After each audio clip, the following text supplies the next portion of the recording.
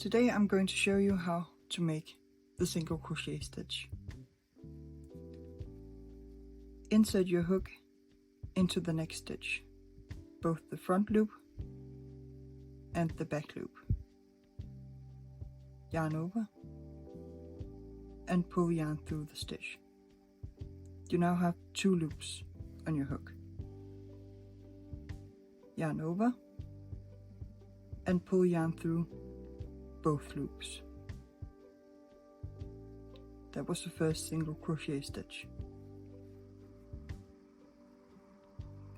Insert your hook into the next stitch, yarn over and pull yarn through the stitch. Yarn over and pull yarn through both loops. That was the second one. Insert your hook into the stitch, yarn over, pull yarn through, yarn over, and pull yarn through both stitches. Please like and subscribe for more tutorials and free patterns.